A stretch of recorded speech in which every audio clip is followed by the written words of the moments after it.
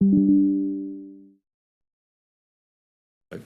I certainly have, but it's not really our job to provide our specific decomposition. I will say, though, that it appears that the moves are not principally about higher inflation expectations. They're really about a sense of more likelihood of stronger growth and perhaps less in the way of downside risks. So that's what they're about.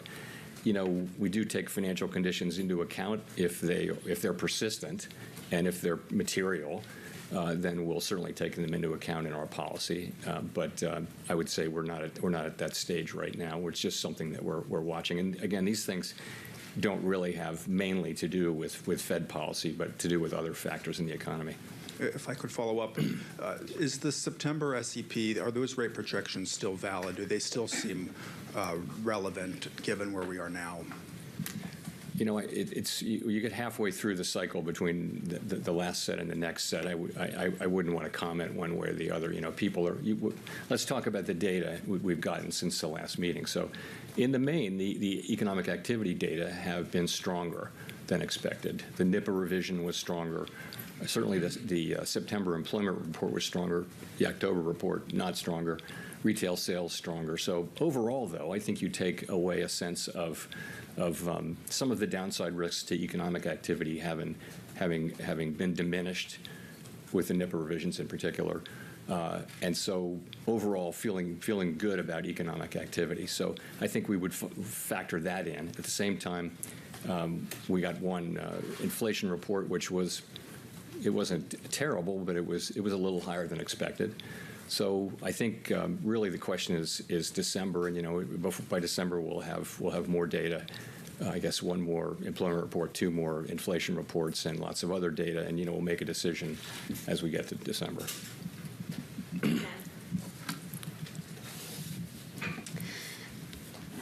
Gina Smilik from the New York Times. Thanks for taking our questions, Chair Powell.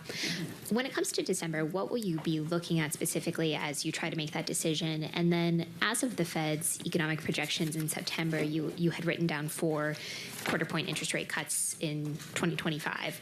Do you still think that those are likely? Is that sort of the baseline outlook at this point, or has that shifted? And if it shifted at all, can you give a little bit of detail as to why?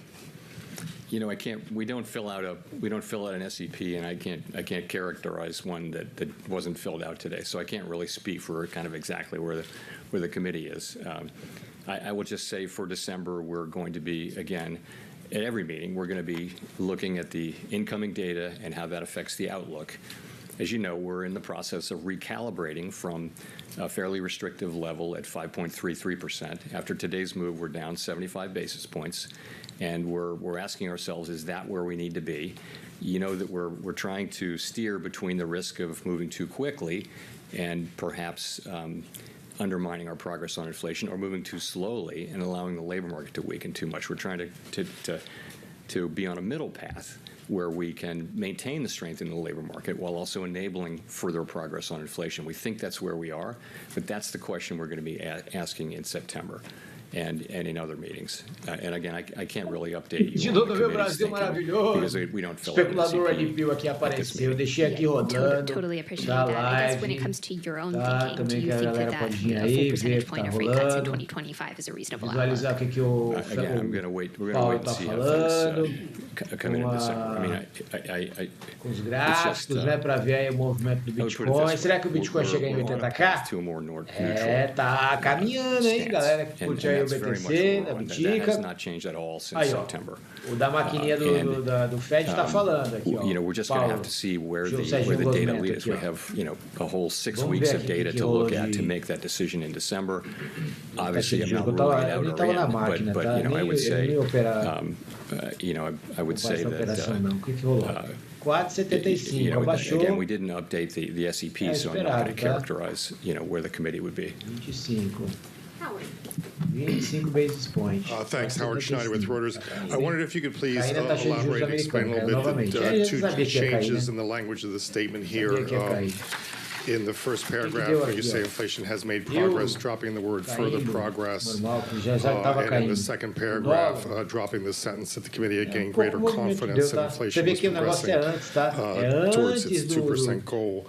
Is there De any ontem já policy deu uma substance esticada, e behind hoje só either of normal. those changes Quer in dizer, um language? negócio meio Is it meant to que open the door to a December pause? Is it sobe meant to communicate antes anything e cai no about fato, the né? stickiness of core inflation the last 3 O months? S30. Not really, no. So let me tell you what we were thinking. So the test of gaining further confidence was our test for the first rate cut, right?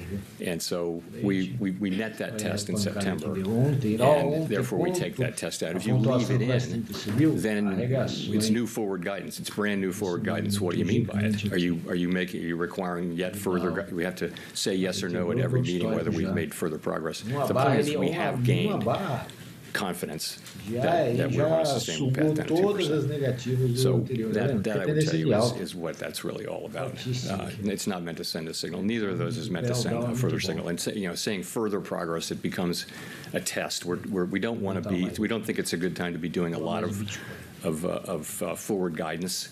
There's a fair amount of uncertainty in what I've said.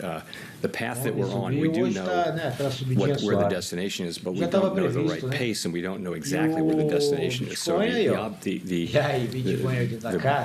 point is to find that, to find the right pace and the right destination as we go.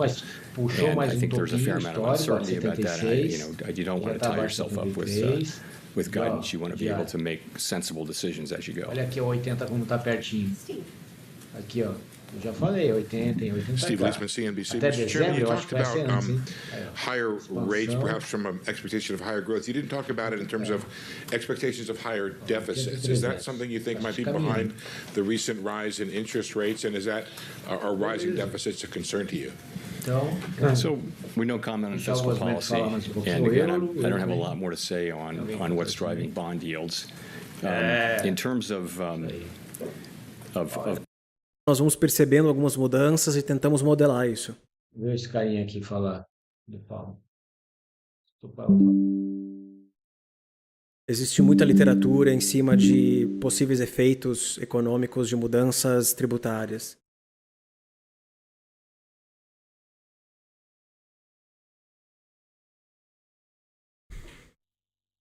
Nós criamos estudos alternativos tentando prever como essas mudanças podem impactar a economia, mas nós temos uma grande economia, várias coisas afetam ela ao mesmo tempo.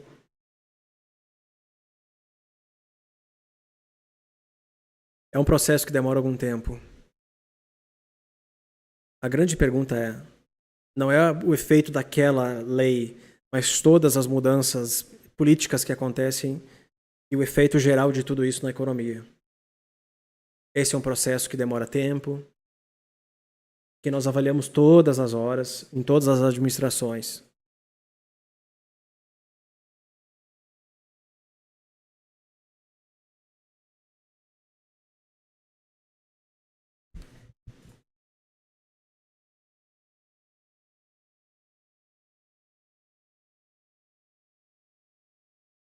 Nós não estamos fazendo isso nesse momento.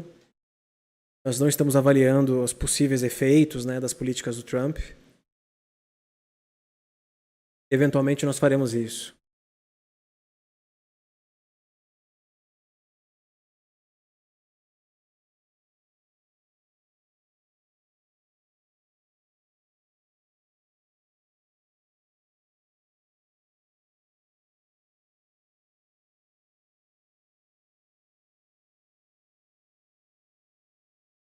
As pessoas, quando o juro de 10 anos americano bateu 5% ano passado, as pessoas estavam preocupadíssimas. E depois elas perceberam que a economia não estava tão fraca quanto se imaginava. O que nós vimos até agora, nós estamos avaliando a curva de juros, fazendo a decomposição. Não é um fator major, grande, na política monetária.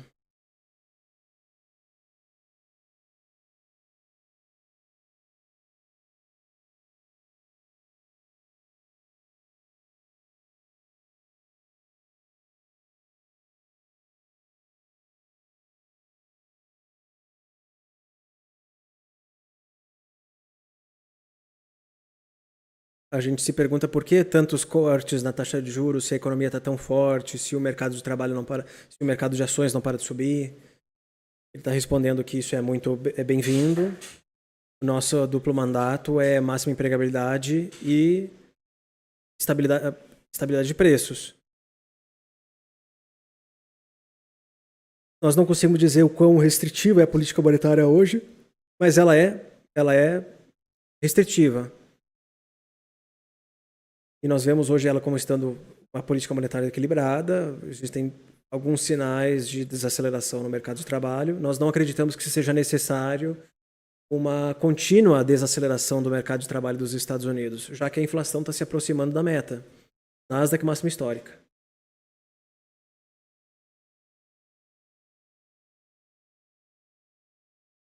O trabalho não tá pronto em termos da inflação americana. A inflação continua ainda elevada, né?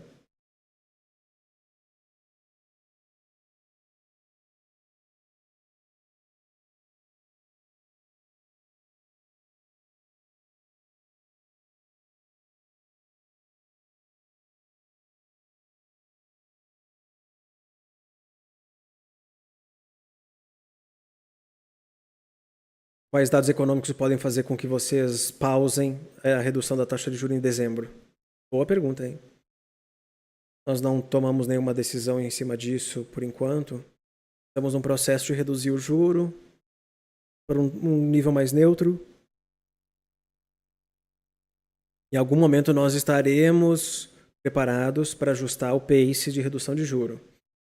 Em outras palavras, isso quer dizer que em breve eles podem não cortar. Pausa. Nesse ano que vem, não sei. Quando nós eventualmente chegarmos num nível de juro que é considerado assim neutro, nós podemos reduzir um pouco, reduzir o juro mais lentamente.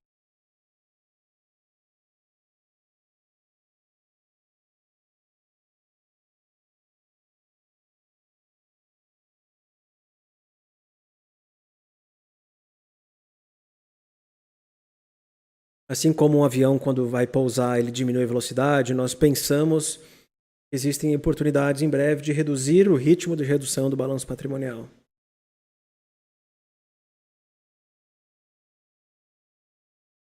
Com todos esses barulhos nos dados de emprego dos Estados Unidos,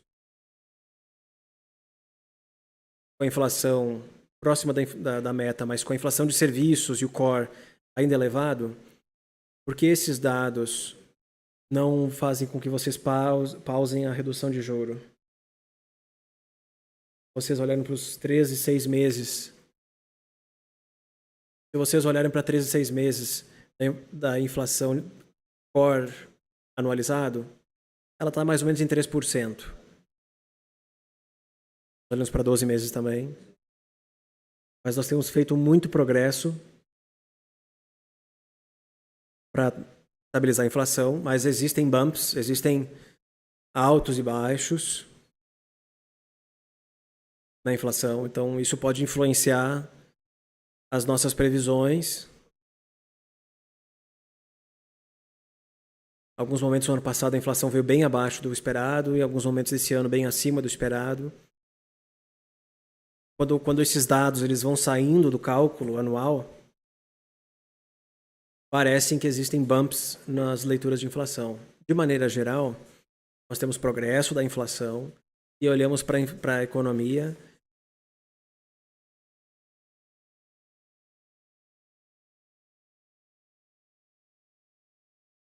a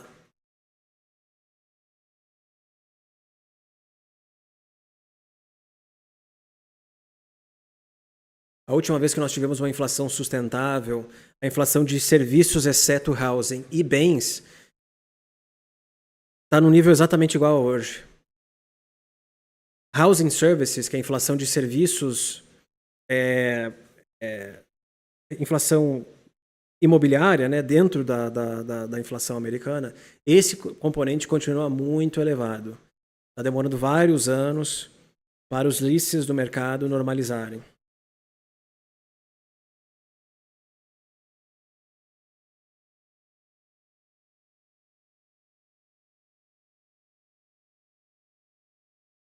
olha para o mercado de trabalho. Também não é mais uma fonte de pressões inflacionárias.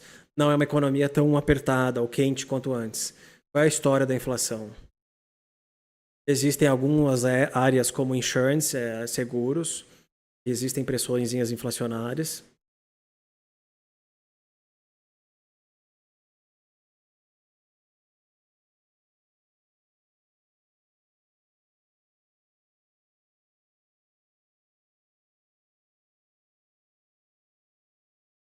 Não são dois dados de inflação bons ou ruins que vão mudar a nossa percepção da inflação. Nada nos dados econômicos, nenhum dado econômico nos mostra que temos que ter pressa para reduzir a taxa de juros. Nós temos ainda um mercado de trabalho forte, mas estamos olhando para ele cuidadosamente. Existem vários sinais de que a economia continua resiliente.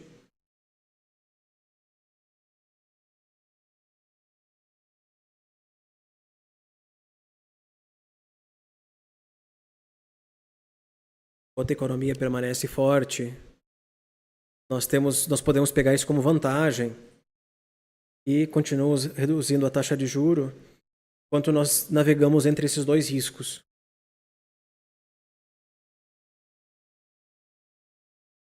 Você aprendeu alguma coisa sobre o que os americanos pensam sobre a economia, dados os resultados da eleição? Primeira pergunta. Segunda pergunta. Eu quero falar sobre alguns indicadores do mercado de trabalho.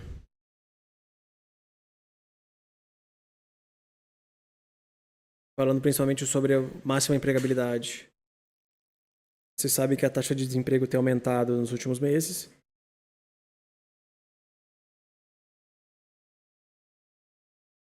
Ganhos de compensação estão desacelerando um pouquinho.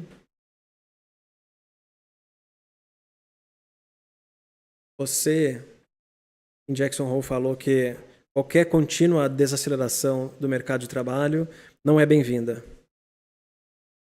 A que ponto nós chegaríamos naquilo que você considera que estamos nos distanciando da máxima empregabilidade? Ótima pergunta.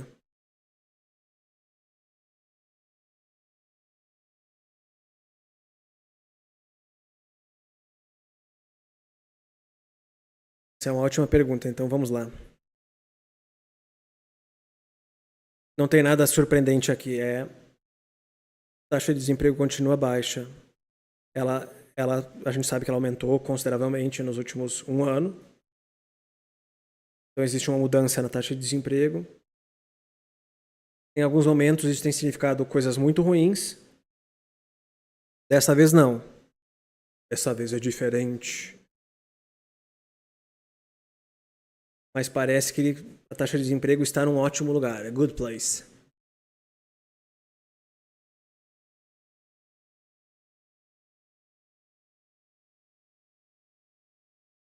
Você mencionou vários indicadores.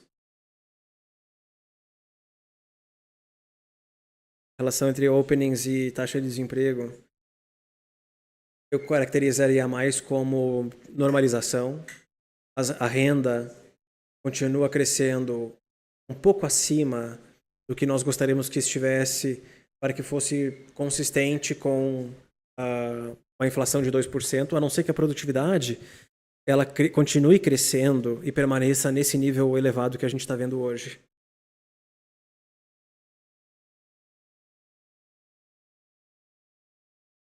Se isso for verdade, com essa taxa de produtividade crescendo a um nível mais elevado, talvez o crescimento da renda nesse nível mais alto do que o normal seja condizente com uma inflação de 2%.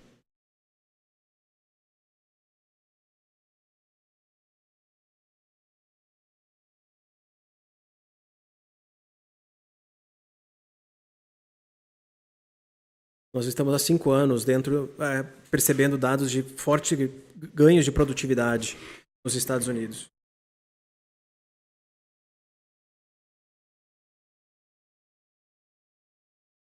Nós não queremos que o mercado de trabalho desacelere muito daqui para frente. Eu acho que nós não precisamos que isso aconteça para a inflação voltar a 2%.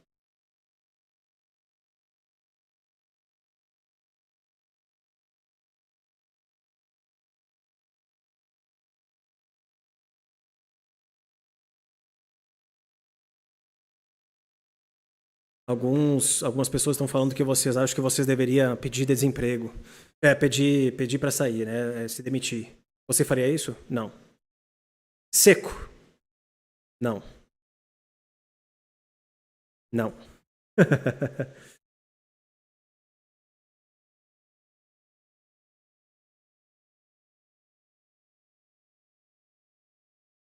Vocês são muito dependentes dos dados econômicos hoje. Em termos de forward-looking, olhando para frente, o que vocês estão escutando de CEOs e outros oficiais ao redor do país, ou até de presidentes de bancos regionais, em relação ao que eles acham que vai acontecer com a economia daqui para frente, ao invés de olhar para trás? Você acha que isso tem algum match em relação àquilo que vocês estão prevendo ou estimando? É difícil de caracterizar. Vocês verão isso nos minutos do Fed na ata, né? Os comentários sobre comentários de bancos, os reserve banks do Fed, que o mercado de trabalho está se normalizando, não é mais um tópico relevante de discussão.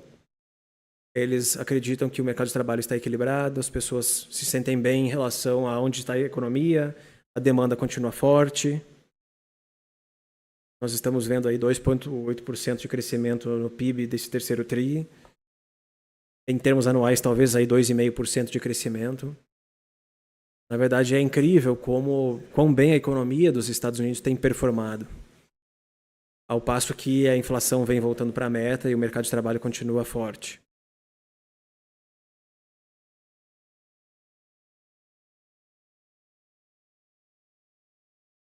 Eu não falo com muitos CEOs no meu trabalho, mas o que eu escuto do que outras pessoas falam, do que os CEOs comentam, é bastante construtivo. Existem áreas de preocupação, mas em termos gerais, bastante positiva. Se você encontrasse aí algumas nuvens negras ao longo do caminho, o que você acha que poderia acontecer? Para onde vocês estão olhando? Existem riscos geopolíticos que estão elevados ao redor do mundo. Eles tiveram poucos efeitos na economia dos Estados Unidos. Mas isso pode mudar se nós avaliarmos uma grande variação no preço do petróleo.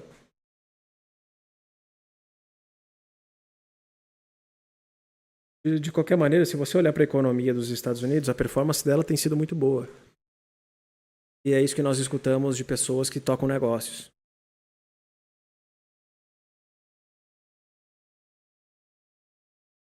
E nós já escutamos que ano que vem pode ser ainda mais forte que esse ano.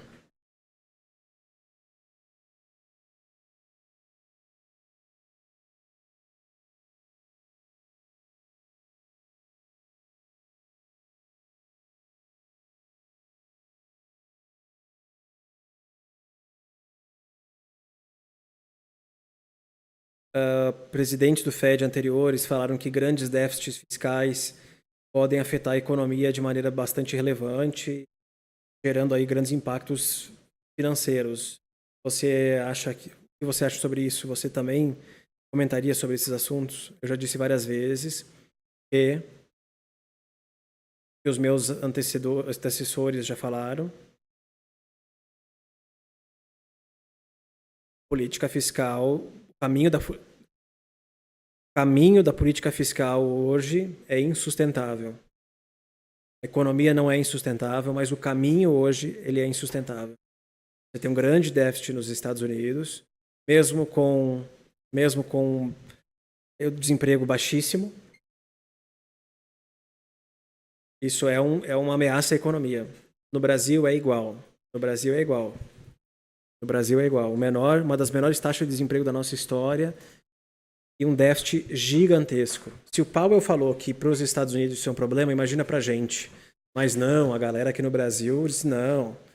Lula, paz e amor, sabe muito o que está fazendo. Ok. Eu estava só traduzindo o que ele falou, tá? Não eram as minhas opiniões.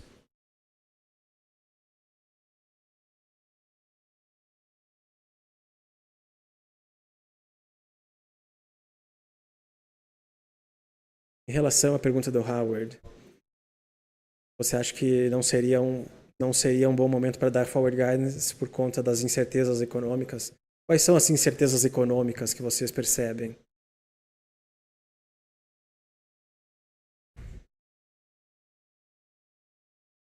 Eu não estava me referindo às novas políticas da administração. O que eu estou falando é sobre a política fiscal em termos gerais. Quando nós olhamos para frente, nós sabemos, porque eu já falei isso no nosso statement, existem riscos de ambos os lados. Nós acreditamos que a nossa política e a economia estão num ótimo lugar. Mas quando você olha para frente, quais são os riscos? O risco de cortar o juro muito rápido, a inflação reacelera, nós perdemos a nossa chance de trazer a inflação para 2%.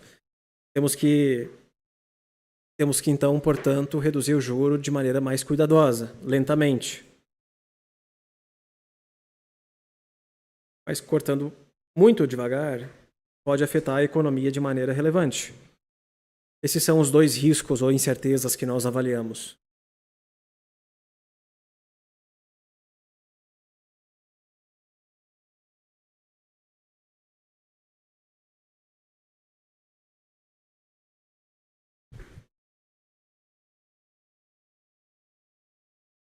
Nossa, olha, Nasdaq.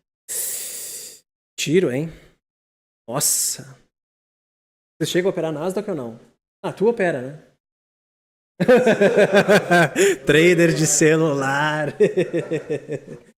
Abriu a boleta no celular.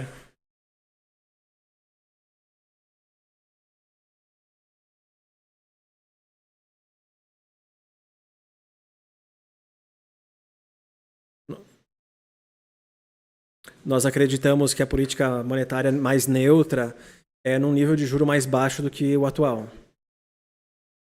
Vai cortar mais. Ele não está falando assim, nós vamos cortar nessa reunião. Nós cortaremos mais a taxa de juro e eles querem levar o juro para um nível mais neutro. Eu acredito que esse nível mais neutro, segundo o Fed, é entre 13 e 13,5. Ok? Parece que as expectativas de inflação... ele citou o dado que nós vimos mais cedo. Expectativas de inflação de 5 anos aumentaram para mais ou menos 2,5.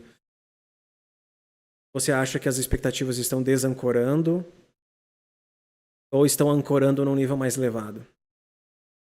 Nós estaríamos preocupados se nós acreditássemos que vimos que as expectativas de inflação estão ancorando num nível mais alto. Não é o que nós estamos vendo. Existem vários indicadores que são muito consistentes com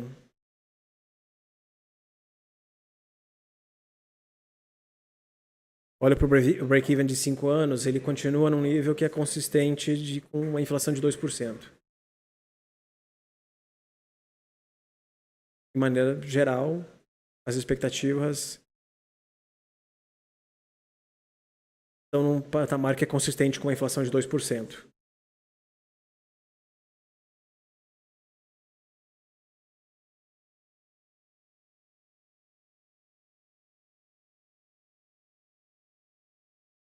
Ellie.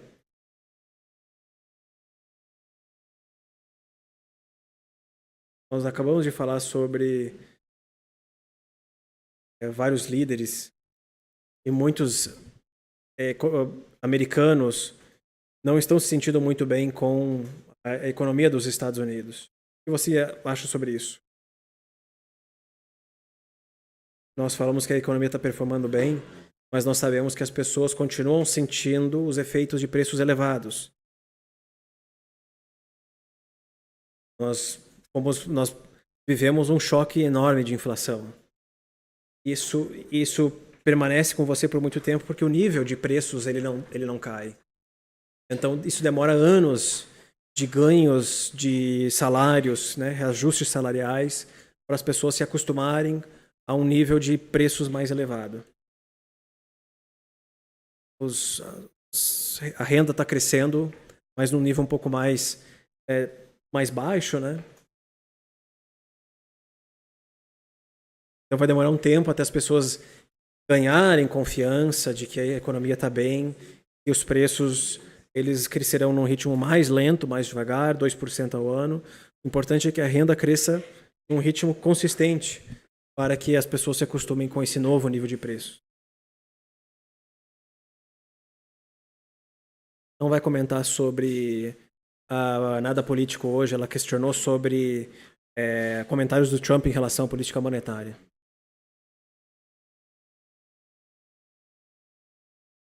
Qual é o seu plano se começássemos a enxergar uma estagflação?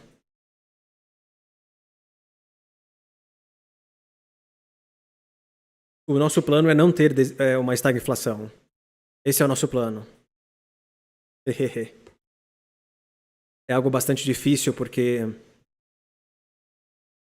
qualquer coisa que você fizer com a taxa de juro vai machucar um lado ou outro, ou seja, o mandato de inflação ou de máxima empregabilidade. Eu diria que nós conseguimos, nós fizemos com que a inflação caísse rapidamente em termos de variação anual, né, para 7 ou 9% para 2%, sem algum choque grande no mercado de trabalho, como normalmente acontece, sem grandes perdas no mercado de trabalho. Então, nós acreditamos que conseguimos completar essa tarefa de normalizar a inflação. Você pode desconsiderar um aumento de juro no ano que vem.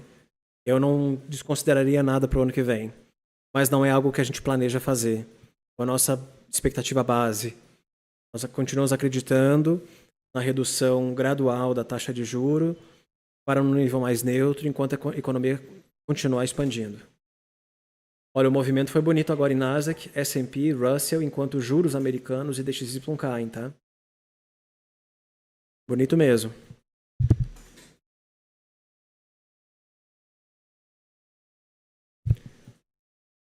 Nós não estamos num mundo que você consegue desconsiderar algumas opções. Tem tanta coisa acontecendo hoje que nós consideramos que tudo possa acontecer ano que vem.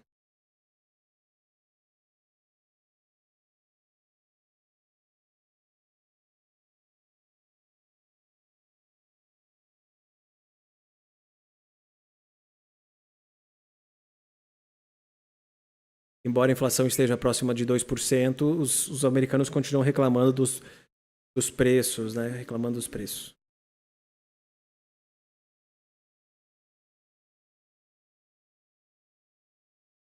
Não é como o nosso framework funciona. Nós queremos uma inflação a 2%. Então nós não achamos que seria necessário um undershoot, que seria ter um período de inflação abaixo de 2%, para daí no longo prazo a média da inflação americana permanecer em 2%. Eles falavam o contrário disso antes da pandemia, tá? Antes da pandemia, a inflação americana acabou já. Foi mais rápido hoje, não? Antes da pandemia, a inflação americana ela permaneceu por muito tempo abaixo da meta do Fed, abaixo de 2%. Então, quando deu o Covid e a inflação caiu nos primeiros meses, no primeiro ano, a ideia era manter em algum tempo a inflação dos Estados Unidos levemente acima de 2%, para que no longo prazo, olhando para o passado, a média da inflação de 2017, 18, 19, 20, 21, né, fosse 2%. Porque eles viveram por muito tempo com a inflação abaixo de 2%. Pois eles receberam um presente não. É um presente grego, o oposto, o contrário, uma inflação muito elevada. Enfim, a reação do mercado norte-americano nos últimos minutos foi um pouco melhor, tá?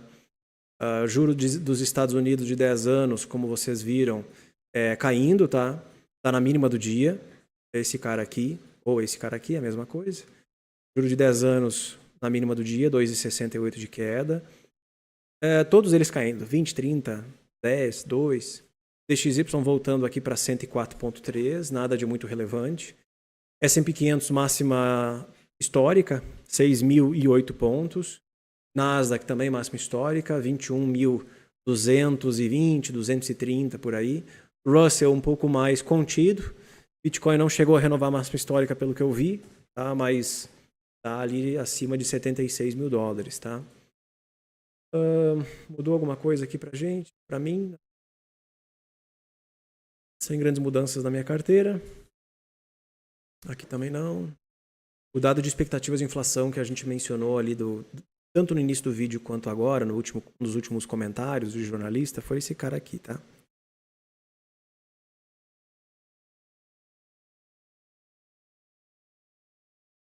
É isso, né? Deixa eu ver aqui os comentários da galera. Vamos para os finalmente, tá? Porque eu tenho que... O trânsito em São Paulo tá cabuloso. Eu tenho um compromisso às 7 horas. Então agora é 5h15, mas demora 1 hora para chegar lá, já vai ser 6 e pouco. Vamos aos comentários de vocês. Reduziu a taxa de juro, foi reduzida em 25 basis points. Tá? Memory lane, Tesla did a trip down memory lane, back to 98, then back to 99. So Powell left 99. The podium. Okay, 98.80. Let's go. It's almost at 99. It still can't break 99. Like, that hasn't actually changed. So it dipped back into 99. You still have the same resistance playing back in here in Tesla, but it is now holding the even dollar at least a little bit better.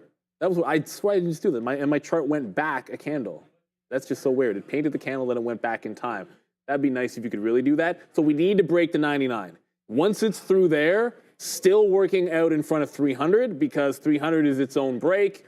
And there's still some time for it to happen, but with only 35 minutes to go till the imbalances and overall only 45 minutes, you are running out of time for this to do. I mean, look, I'm zooming in so you can see that slight move that it had. $1 on Tesla now versus $1 on Tesla earlier is distinctly different. That's why we got to zoom in.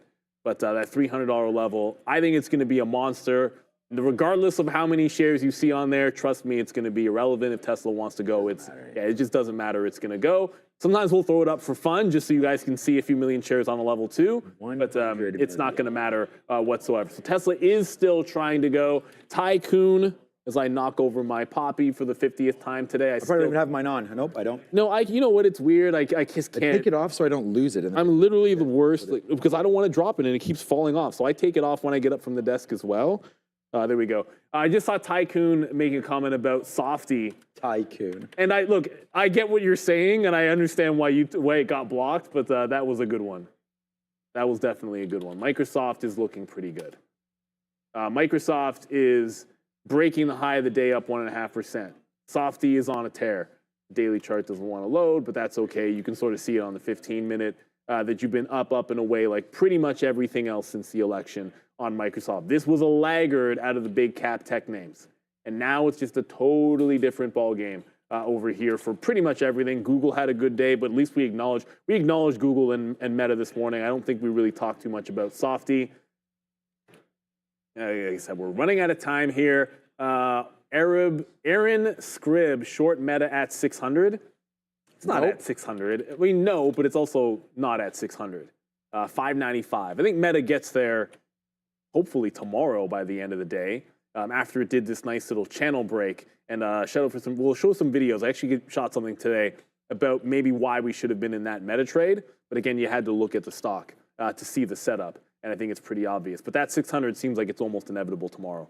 We're going to hold 595, hopefully here. And what else we got going on? Rohit. We got another super chat. Thank you, Rohit.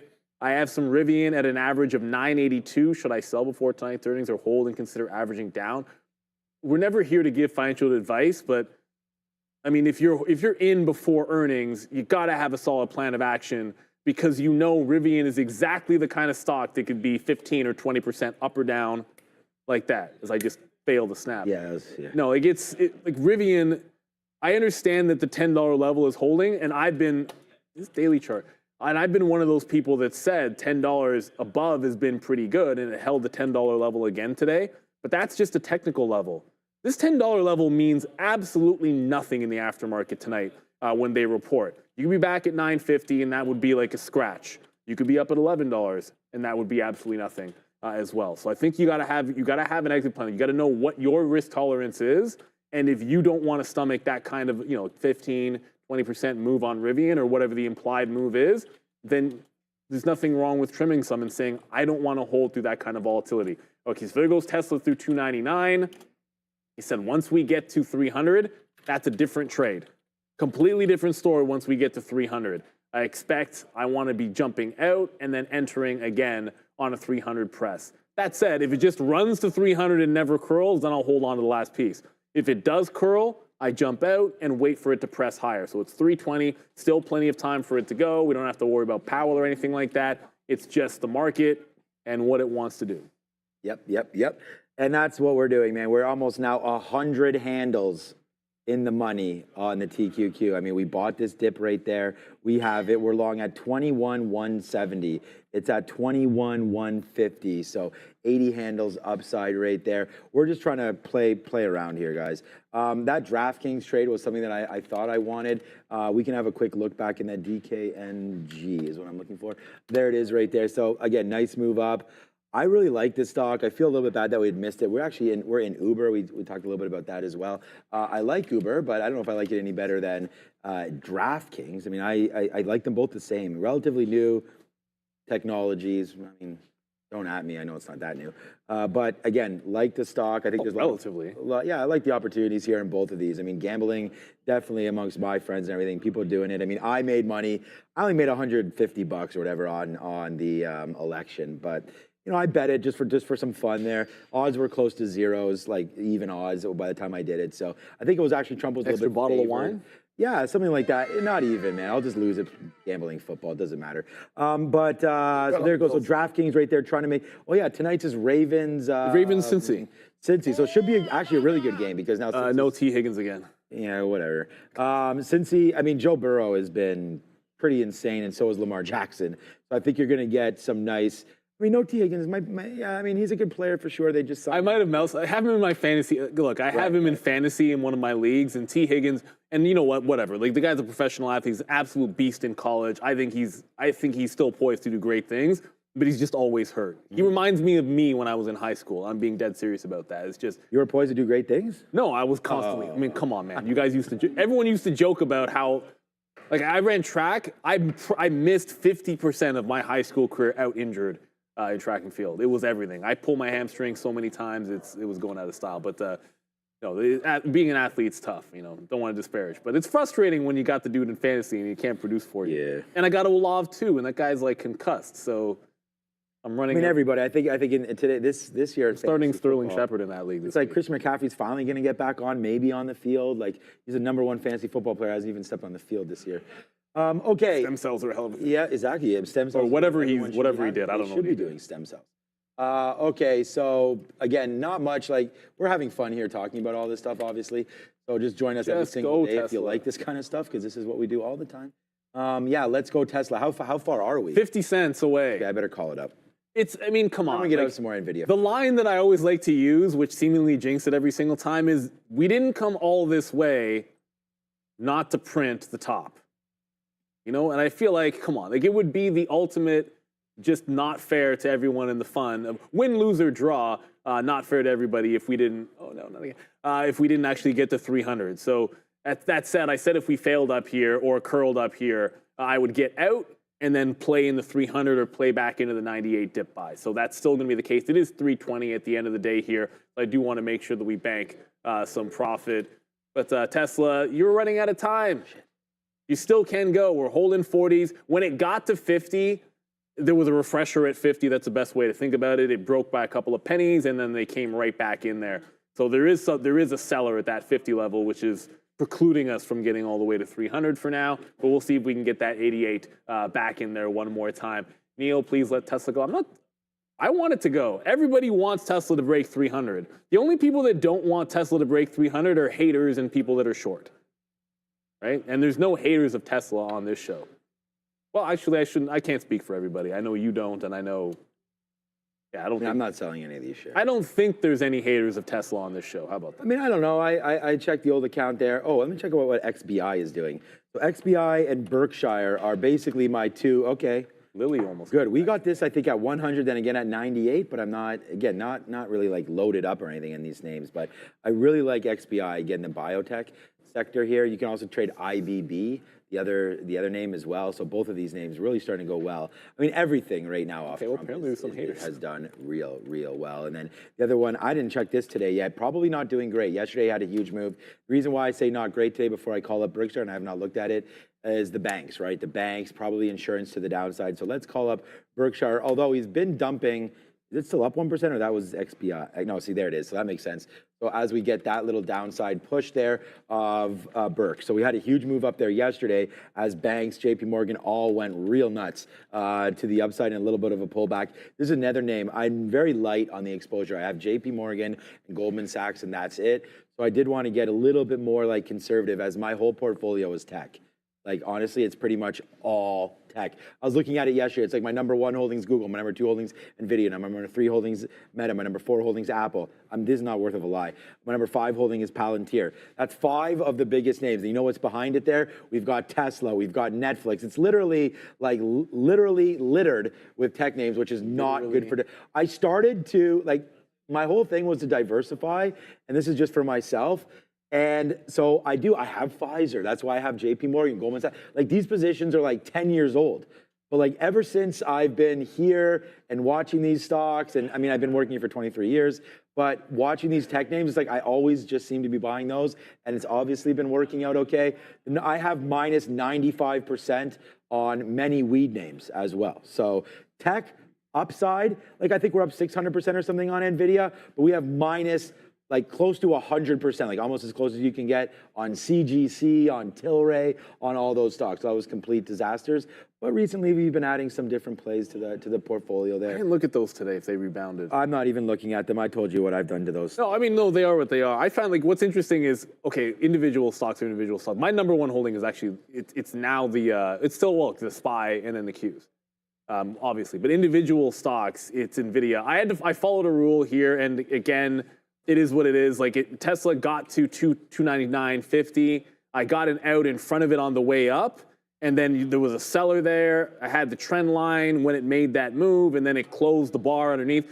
That's a short setup, but I had zero intentions of shorting Tesla. But it is starting to pull back in here. It is 326. I'll pop over. We'll see if we get back down into support there. But there are no early look imbalances unless you're. Oh, wait a minute. Oh, that's right. Dow's coming out. Dow Chemicals coming out of the Dow. Dow Chemicals coming out of the what? Dow Chemicals are coming out of the Dow? Coming out of the Dow. It was, I forget who's replacing them. And we know Intel's coming out for NVIDIA. It was effective the 8th. So that would mean... Tomorrow, yeah, okay. Well, okay, sometimes that means effective on Monday. Well, whatever. I'll double check that. But there is an imbalance on Dow. So my guess is that should be happening today. I do forget who was coming out.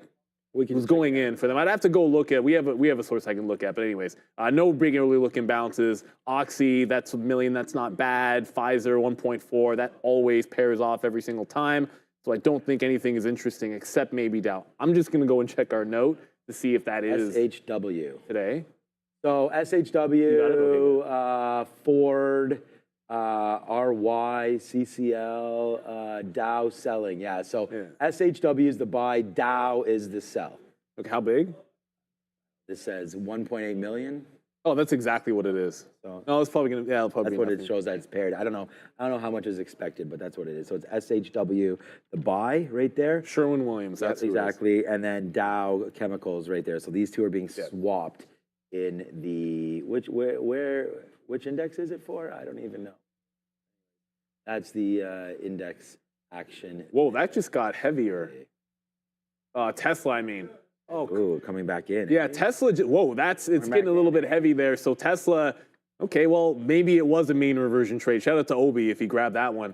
But I was never intending on going short into Tesla. We just jumped out of it at the end of the day. So we'll see if there's still some time at 3:30. And maybe we can get a little something going on with these imbalances. I am going to have Dow up just in case it ends up bigger than expected. But if we're expecting 1.8 and it's paired 6 showing 1.8, that might not be good enough for us if the paired volume is already, it gets 5 times the interest, 4.5 times the interest of what you're expecting. I don't know how big that's going to be. It might end up being a nothing burger, but worth watching to see if like NVIDIA, Intel has something going on there. Like maybe Intel pops up out of nowhere. It's a 10 million sell. But I guess it's probably tomorrow for those two. Yeah, we have some big names today. We have DraftKings is reporting today. Unity is reporting today. Square is reporting today. Lucid is reporting today. Upstart is reporting today. Pins is reporting today. Airbnb is reporting tonight. Affirm is reporting tonight. Rivian is reporting tonight. The Trade Desk is reporting tonight. I mean, it's just Fortinet, FTNT is reporting tonight. Toast is reporting tonight. Anybody else have any other questions? Yeah, so lots of reports. Biggest tonight. expected move? I don't know. Probably Affirm. Affirm has. I was going to say, go Affirm, that's a big one. Implied move 7%, but moved 30% last time. Implied move of the Trade Desk is 9.5%. So yeah, there's some stuff happening, my guys. So it should be a fun day anyways here. So make sure you join Adara and I guess, which should be a lot of fun. Adara and I will be on the recap show. SMR reports tonight too. I don't know. Yeah, I don't know if that it's not. Maybe it's not big enough to have made like the list of all the things that you go over. But slacker over here. No, SMR has been an absolute beast. I just went to drag it down there. No, SMR after the bell. I don't know what time. I didn't really check, but it almost broke out its fresh highs there. It got real close today. 25% short float. I would suspect the expected move has got to be at least a little bit decent, up 3% today. Nuclear. If you don't know what it is, small modular nuclear reactors, obviously, and probably the best name in that space in terms of the ticker because it makes it obvious. So it's NuScale Power. That should be on watch. So there's a lot of earnings to go over, no questions asked here. So it's going to be an exciting one. Funware reports tonight. Oh boy. Yeah, with what happened, DJT was down 20% today, and Funware is going to report tonight. Yeah, good. Funds at $6. Oh, ouch. And that's after it bounced. Yeah, Funware got down to 608. That must have been, it's going to be SSR. Well, I'll be rooting for good things for Funware because it's obviously going to be short sell restricted tomorrow. And when it's SSR, I rather hope that it bounces 10 times out of 10. Like, let's be real. When a stock is SSR, as a day trader, it ain't as much fun if the stock just keeps on going down. So I really hope it holds the line at $6 today. Good luck to anybody that's in Funware or in DJT. Certainly both of them. Actually, DJT was down more than Funware today. Funware is only 13% down. DJT was down 20. Okay. Interesting little look there. Oh yeah, DJT. We kind of forgot to look at that. All right, so I'm like not really that distracted because I don't have too much going on right now. We did not get the ultimate high, but we basically have like, not basically, we just have like a couple percentage points left in all of these stocks. My heaviest one is still NVIDIA, but it's still very light compared to what we normally trade. That was a really exciting, and I'm just, everything is fine. It's just like, we did really good there during that FOMC trade. And, you know, we get a little bit, we don't get worked up, but we sort of psych ourselves up, get ready to go, get ready to trade it. Came in, so, you know, we were waiting for that. We put that on. Go rewind it if you want to watch all of these trades in real time. That's the best thing that we do here is there's going to be a lot of traders and a lot of people that, you know, talk the talk. You know, we're trying to also walk that walk right up in here, right? So I think that that's something important that you try to feel about what we're trying to do. It's going to be, sometimes it's an easy game, sometimes it's a tough one, but at the end of the day, like, this is why I'm doing, or we're all doing, like, I'm doing lessons of the day real time. You know, like as this has fallen down, I'm explaining to you why we're buying this, right? It's easy to look back and say, I should have done this, I could have done that, this set up there, this set up there. But unless you have it, unless you have the trade, then it doesn't really, you know, like, I don't know. It's like, it's kind of like the kids, you know, it's like they know the right thing to do, but then they don't do it. So this is actually much more difficult than this. It's like what Obi said. This is the real time, like you versus the market. It's the ultimate peer versus peer game, you know, and I liked when Obi said that. And we're going to talk to Obi because Neil's not going to be here next week. So it's going to be me and Obi. And we'll talk more about stuff like this. But at the end of the day, it's like, you know, you need to make the decisions real time while the gun is turned at you. So to me, like that's what I'm trying to do. And I hope that we did that for you today, including trading, like who's insane enough to trade the futures during Fed, right? Put up your hand, me. And that's what we did, and we did it, and I think we did it pretty good. So I want to thank everybody for watching. Join me and Adara here on the recap show to get all of those earnings come through one more time. And then Neil tomorrow for his last day in about a week and a bit. He'll be back on the next Tuesday following that. All right, Adara on the desk. are actually on the screen here, taking a look at some of the biggest upside and downside movers on the S&P 500. And the theme for this segment right now is going to be rebound plays, or plays that are making some day two moves, reversing what we saw them do yesterday. META was one of the weaker, if not the weakest Mag 7 yesterday after Trump. The rest of these tech names pushing higher, but we know that META and SNAP stand to benefit from a TikTok embargo and Donald Trump a little bit pro-TikTok. So we had Meta topping mostly to the downside. Today, though, in a rebound, it ended near the end of its range yesterday to upside, now breaking up about 3%. Though it's pulling down in the last few candles, it actually did near that 600 level, around 595 at high of day. Then we have Eli Lilly, LLY. This one actually did break above $800, which was an area it's been kind of waffling with lately. Nice push to the upside after selling off about 4% yesterday in a sympathy play with Danish weight loss drug maker Novo Nordisk. So good look here for LLY, day two bounce. Then another earnings name and watch, your CVS got a price target increase from UBS today and a price target decrease from another analyst, with CVS down about 6% year after rallying yesterday on day one earnings. So here's some names here that if you miss their day one moves, day two could give you a bit of an interesting move to the opposite direction, guys. Why is that $22? Thank you very much, Adara SMR, baby. That's going to be a wild one to get those earnings. I can't watch. I got physio, so I got to get right over to physio today. Where my physio guy is going to go nuts because obviously Bitcoin at all-time highs, which I'm sure dragged up that Solana he loves as well. I think Toncoin is. Toncoin was getting hit yesterday. Oh, was it really? Whatever. I don't even know anything about that one. But we didn't. Matt Carnes in the chat. Well, Matt C. Did we talk about Datadog earnings this morning? I'm not sure. We might have missed this one in the morning show. When you get to the height of earnings season, obviously there's a lot that's going to go into play, and then you throw in the fact that there were so many names that were continuations from yesterday they might not have had a particular catalyst. Like, was there a story on Tesla today? No, but we have to talk about Tesla. Was there a particular story on NVIDIA? No, but we have to talk about NVIDIA. Like, those kind of things happen. So it might have got missed that Datadog did a monster V-shape recovery today. It's going to close only up 1%, but that kind of doesn't do it justice. It was down at $120 at one point and hit 133. So a good rebound. And you like to see it when a stock gets bought up when it looks like it's under trouble. You saw that with ARM today. You saw that with Datadog. Obviously, it's got some support looking at the 128. All I can do is look at the chart for you guys here for Datadog. I like that fact. Anytime you see this where they have all this bamboozlement, but all of the selling and all of the underneath stuff is during the pre-market, and then once the market's open, it's just buying and then support buying. That's exactly what ARM did. Everyone's like, why is ARM down? Good company, blah, blah, blah, all that good stuff. Obviously, a more extreme example of that on ARM today, but that's not to take anything away from Datadog. So it's 337. As I said, we have a couple of early look imbalances. Dow, as expected, and then it was Sherwin-Williams, kind of a small buy, as expected. They're swapping places in one of the Dow indexes. I don't remember which one it is. But Tesla it came all the way back to 97.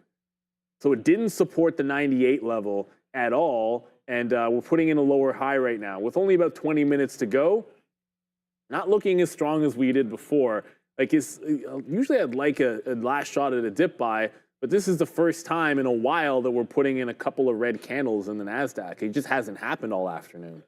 And if that's the case, profit taking at all-time highs, if that happens, I don't necessarily want to be sitting on the bid. The whole Powell move, I feel like we got what we were looking for.